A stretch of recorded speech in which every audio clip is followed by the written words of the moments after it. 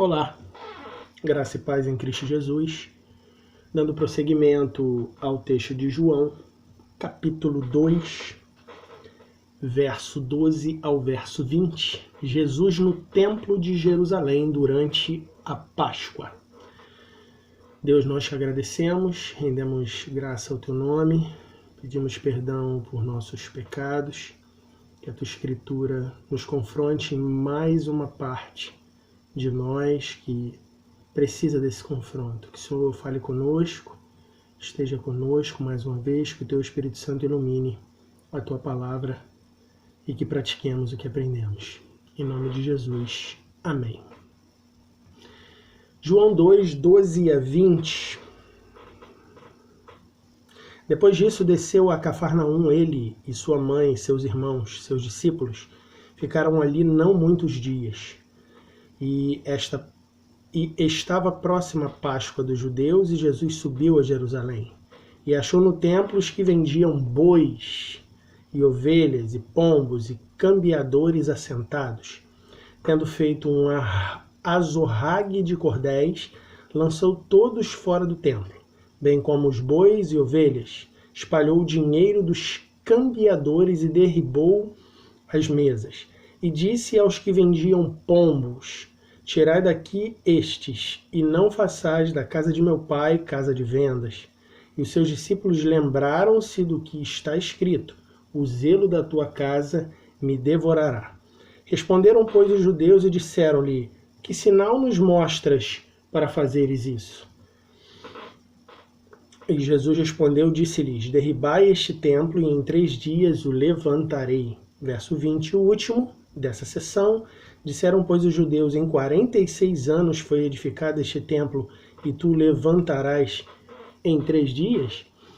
Então, logo depois de realizar o seu primeiro milagre, lá no mesmo capítulo 2, do verso 1 ao verso 11, nas bodas de Caná, em um casamento, Jesus passaria alguns dias em Cafarnaum com sua família e seus discípulos. É o que vamos ver nesse texto aqui. Partiria para a cidade eterna, Jerusalém, para celebrar a Semana da Páscoa. Lá em Jerusalém, ele teria mais uma aula a dar. O que Jesus fez aqui foi uma aula. A gente vê no verso 12, e depois disso desceu a Cafarnaum. Cafarnaum significa aldeia de Naum. Não há como afirmar se existe alguma ligação dessa cidade com o profeta Naum. Essa cidade só se tornou importante nos tempos do Novo Testamento. Lá Jesus montou a sua base ministerial, Mateus 4, verso 13. Por isso, de alguma forma, esse lugar passou a ser a sua casa, Mateus 9, verso 1. Ele fez muitos milagres nesse lugar, Mateus 8, do verso 5 ao verso 15. No Evangelho de João é a primeira vez que ele entra aqui em Cafarnaum. O texto nos diz que ele e sua mãe, seus irmãos, seus discípulos ficaram ali não muitos dias. Por esse relato parece que a família de Jesus, ou seja, ele, Maria e seus irmãos, se estabeleceram em Cafarnaum. O fato de eles ficarem poucos dias ali implica que tinham que continuar a peregrinação por Israel para trazer de volta as ovelhas perdidas. Mateus 10, versos 5 a 7. Fica claro ali, ó, Maria, sua mãe, seus irmãos e seus discípulos. Há uma diferença aqui entre irmãos e discípulos. O próximo passo disso tudo seria Jerusalém, a cidade mais importante, a capital, a cidade de Davi, a cidade eterna. Verso 13 diz ali que estava próxima a Páscoa dos judeus e Jesus seguiu a Jerusalém. O fato de João narrar que a Páscoa era dos judeus nos mostra que João, o apóstolo João, está escrevendo a um público que não é os judeus. Está explicando que a Páscoa é dos judeus. A Páscoa era e é a principal festa deles até hoje, do povo hebreu. Ela celebra a saída de Israel da escravidão do Egito. Ela está explicada na lei de Moisés. E desde os tempos dele, Israel celebrava essa festa. Números 28, a partir do versículo 16, segundo Reis, capítulo 23, verso 21 a 25. Com o tempo, a festa dos pães asmos, que se iniciava na segunda-feira seguinte, se juntou à Páscoa como uma só festa. Atos 12, verso 3 e 4. 1 Coríntios 5, versos 7 e 8. Jesus, sendo um israelita perfeito, foi a Jerusalém celebrar essas festas também. Ele estava debaixo da lei. Lucas 2, 21 a 24, Gálatas 4, versículo 4. Independente de onde morasse, todo israelita do sexo masculino deveria peregrinar até o Templo de Salomão em Jerusalém para festejar e lembrar que da escravidão Jeová tirou o seu povo e o estabeleceu numa terra que brota leite e mel. Êxodo 3, verso 8. Já imaginou como Jerusalém ficava lotada durante a semana da Páscoa e dos pães asmos com judeus e prosélitos, que eram gentios convertidos ao judaísmo, do mundo inteiro celebrando a Páscoa na cidade, hospedados na cidade? Jerusalém ficava lotada. E o templo, que era o lugar principal dessa celebração, também ficava lotado. Verso 14.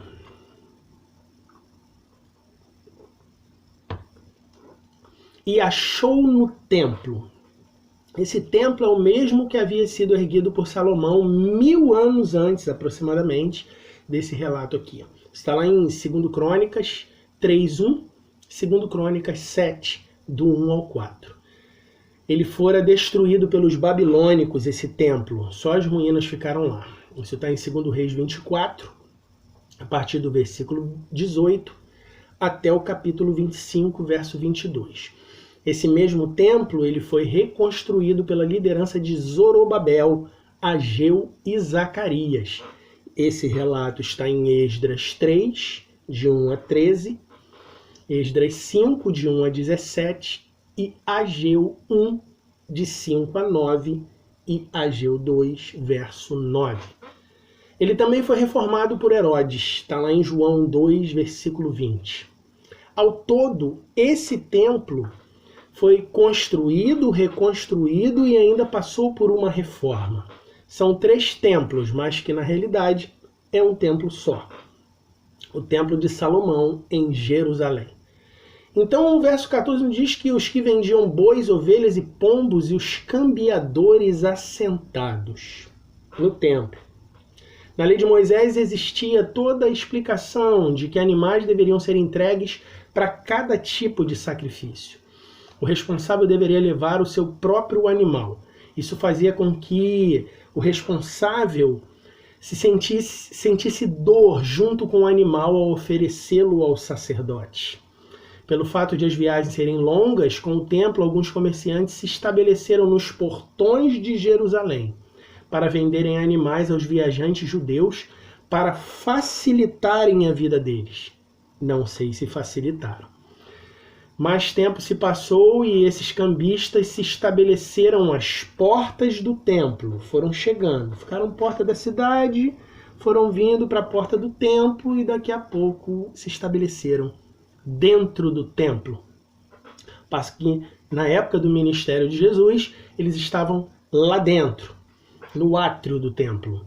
A religião de Israel se tornou uma mera rotina, sem sentido. Se alguém pecasse ou tivesse que oferecer algo no templo, comprava-se e dava ao sacerdote. Acabou o interior, acabou o culto, virou uma simples cerimônia ritualística e anual. É o que Deus havia dito lá atrás: esse povo me adora com os lábios, rasga as suas vestes, mas não rasga o seu coração.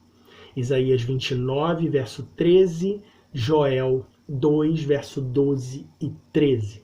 Devemos ter cuidado para não fazer a mesma coisa, apesar de serem símbolos diferentes, mas podemos usar um símbolo do Novo Testamento também, aplicando esse texto. Devemos ter cuidado para não fazer a mesma coisa com a ceia do Senhor, que nós celebramos mensalmente. Ela não pode virar uma cerimônia simplesmente. Tem gente que falta todos os cultos, mas diz: na Santa Ceia eu não posso faltar. Será que nós entendemos o que estamos celebrando todos os meses? Ou a ceia do Senhor, a Santa Ceia, não virou uma rotina para muitas pessoas? No verso 15 diz que Jesus fez um azorrague de cordéis. Lançou todos fora do templo e também os bois e ovelhas, e espalhou o dinheiro dos cambiadores e derrubou as mesas. Ele fez um emaranhado de cordas para açoitar. Foi isso que Jesus fez. Uma espécie de chicote feito de correias. E, como o texto diz, derribou as bancadas dos camelôs. Espalhou o dinheiro dos administradores daquele negócio. E expulsou todos para fora, assim como os animais que estavam à venda. É isso que o texto diz. É possível perceber que houve grande espanto nisso tudo. Eles já estavam acostumados a fazer isso. Há algumas gerações o templo estava cheio de pessoas vendendo animais para os sacrifícios, cheios de cambistas trocando dinheiro romano pelo hebreu. Esses vendedores estavam amparados pelas autoridades dos saduceus, pelo sacerdote e pelo sumo sacerdote. Certamente todo mundo ganhava dinheiro nessas transações. Mas, na visão de todos os presentes, quem era Jesus para fazer tais coisas? Por isso eles perguntaram para ele: quem é você para fazer isso? Os saduceus eram uma seita judaica que não cria em todo o Antigo Testamento que temos hoje. Diferente dos fariseus, que criam em todo o cânon que o cristão crê do Antigo Testamento, de Gênesis a Malaquias. O saduceu só cria na lei de Moisés, não acreditava no restante. E eram eles, aqueles que não criam em toda a escritura daquele tempo, que administravam os serviços sacerdotais do templo. Que irônico, né? O templo que deveria ser culto a Jeová era administrado por pessoas que não criam em todas as escrituras. Esse texto também nos ensina algumas coisas de tocante à personalidade e ao ministério de Jesus. As pessoas se amparam na ideia de que Jesus é amor e não reprime ninguém por suas atitudes erradas. Cada um pode servir a Deus de seu modo, de sua forma. Jesus é amor, o que importa é o amor. De fato, ele é amor, mas Jesus não é só isso. A obra de Deus requer seriedade e ordem. E se preciso fosse, ele punha as coisas em ordem, como pôs aqui e em outras passagens. Devemos entender a igreja além desse templo, por um motivo bem simples. E Jesus explicará mais à frente essa afirmação. A igreja não é esse templo, mas há coisas nessa passagem no tocante à vida cristã, no tocante ao culto, no tocante à seriedade, à organização, no tocante à reverência no culto a Deus, que aprendemos nessa passagem aqui. Verso 16. E disse aos que vendiam pombos: tirai daqui estes, e não façais da casa de meu pai casa de venda. De alguma forma, Jesus cumpria um texto de Zacarias sobre expulsar os mercadores da casa do Senhor. Zacarias 14, verso 1. Devemos entender a casa de venda como casa de negócios. O texto nos dá essa posição também. Podemos entendê-lo dessa forma.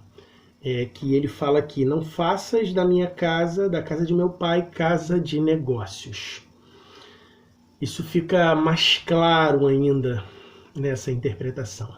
O Templo de Salomão era dirigido pelos saduceus, uma grande seita judaica, como eu já falei, composta por homens da elite de Israel. Estavam totalmente mergulhados na política de Jerusalém. Vejam que interessante. Eram eles também quem nomeavam os sacerdotes do templo para os serviços levíticos. Homens envolvidos com política, nomeando quem fazia o culto dentro do templo que deveria ser santo. Logo, muitos sacerdotes estavam lá só para manter a política dos saduceus. Isso nos diz muito.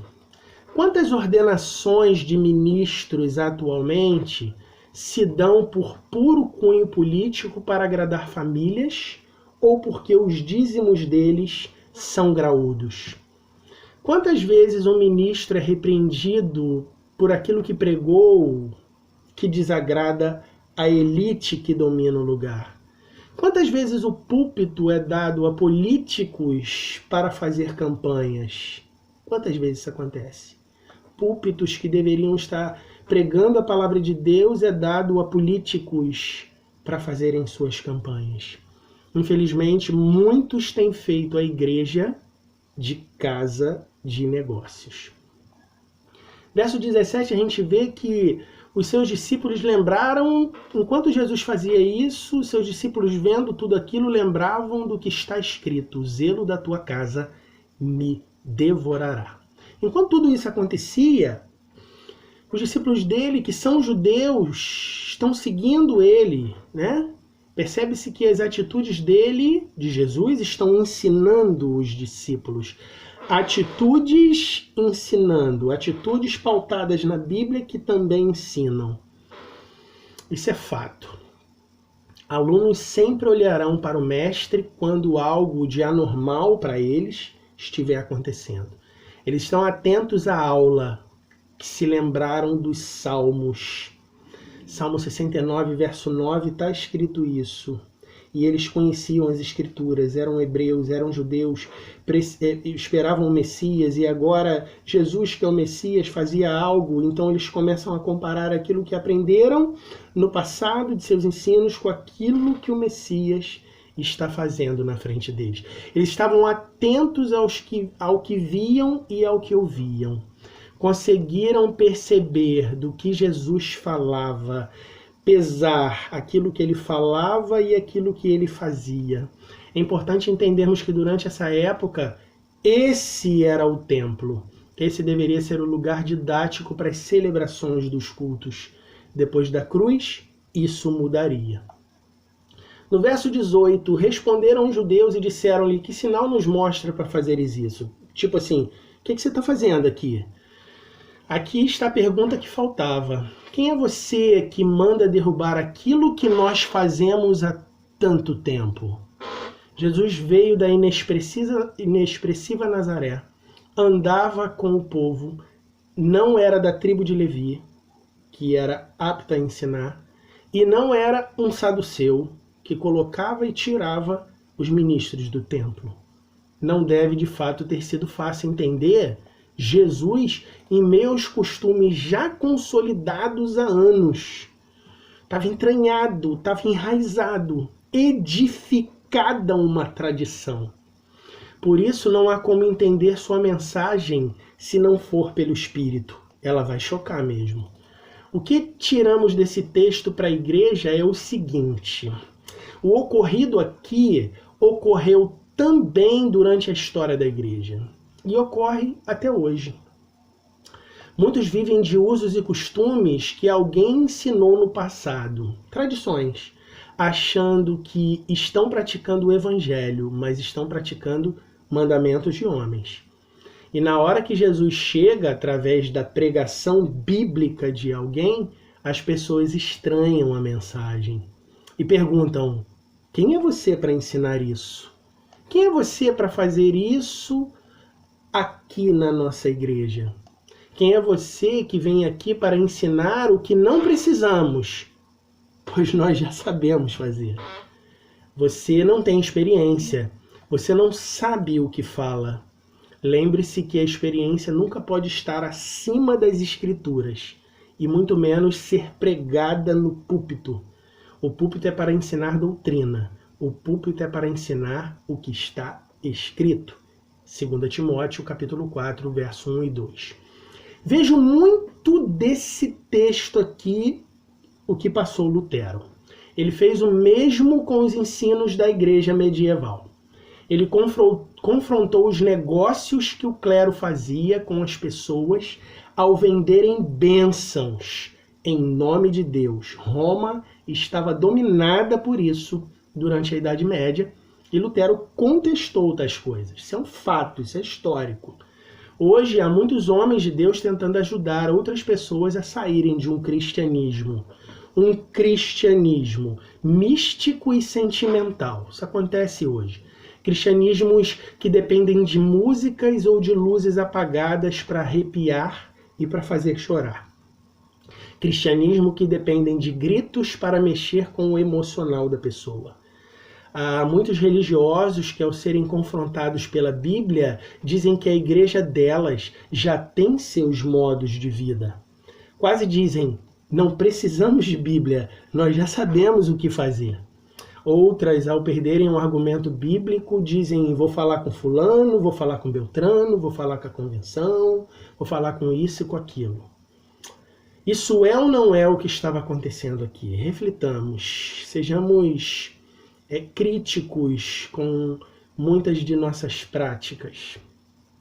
Quando Jesus chegou, ao invés de eles verem o Messias, que as gerações estava sendo esperado, eles confrontaram Jesus e perguntaram, quem é você? Nós já sabemos o que fazer. Não precisamos de você aqui. Isso é bastante intrigante. Isso é um alerta para os verdadeiros servos de Deus. Será que Jesus não está querendo derrubar algumas mesas, alguns negócios, alguns costumes de nossa vida e nós insistimos em dizer que já sabemos como fazer? Reflitamos. Verso 19, respondeu Jesus, disse-lhes, derribai esse templo. Jesus disse aqui que esse templo seria derrubado, ou seja, esse templo cairia. Vejam bem, além de derrubar as mesas, os costumes errados que havia ali, Jesus também disse que todas aquelas pedras viriam abaixo. Até o templo de Jerusalém ruiria na presença de Jesus. Meu Deus. Nesse templo, modelos, utensílios, as mobílias, os altares foram todos dados por Deus em cada detalhe para esse templo aqui. Mas tudo isso era simbólico. Tinha um tempo e um limite para acabar. Colossenses 2, verso 16 e 17, Hebreus 8, verso 5. Na realidade, aquela forma de culto estava prestes a acabar com a cruz. Infelizmente, muitos ministros ainda não entenderam que o templo de Jerusalém acabou. Bem como os sacerdotes levíticos também, eles continuam achando que eles são os sacerdotes do cristianismo e que músicos são levitas. Mas sacerdotes são toda a igreja de Deus. 2 Pedro 2, verso 9. Não tem sacerdote mais na forma que tinha na antiga aliança. Isso é um erro. Como então esse texto pode falar à igreja hoje? Bom, a igreja é viva, mas cultua de fato num lugar específico. Nossa rotina deve ter ordem. E o lugar onde congregamos não pode ser um lugar de bagunça. Os que prestam culto na igreja local devem ter reverência e respeito nos que fazem lá dentro. As pessoas não podem achar que podem fazer o que querem e o que não querem. E quando querem e quando não querem. Não podem achar que esse ou aquele lugar é seu e plantar mesas ou fazer seus próprios negócios ali. Inclusive pastores. Devemos entender que a obra de Deus é dele e não nossa. E ele diz, Jesus, e em 3 dias levantarei. Jesus ergueria outro templo em 3 dias. É óbvio que para nós hoje fica claro o que Jesus está falando aqui. Falava de sua igreja, o seu corpo espalhado sobre a face da terra e que habita o seu espírito em cada um deles. Não falava de templo de pedra, que ergueria outro templo de pedra. Nós já temos a história pronta, então já sabemos isso. Para eles entenderem isso, nesse momento era de fato algo difícil. Jesus morreria na sexta-feira e ressuscitaria no domingo de Páscoa, que ocorreria daqui a 3 anos em relação a esse texto aqui. Os judeus tinham o costume de contar o primeiro dia também. Logo, sexta, sábado e domingo seriam os 3 dias que Jesus levantaria outro templo para ele. Verso 20, o último nessa sessão, disseram, pois, os judeus, espantados, Em 46 anos foi edificado, reformado, podemos entender assim, esse templo, e tu levantarás em 3 dias. Os ouvintes de Jesus não entenderam, explicaram que em 46 anos Herodes reformou aquela casa. Era uma afronta aos judeus ouvirem algo do tipo de alguém que veio de Nazaré. Por isso perguntaram: quem és tu para fazeres uma obra dessa grandeza em 3 dias? É digno de nota que nem mesmo os discípulos entenderam isso naquele instante. Que todo esse ensinamento de negócios com a casa do Pai, de pormos políticos em púlpito, de termos negócios rentáveis com ministérios, seja compreendido por nós nessa mensagem. Que Deus nos abençoe.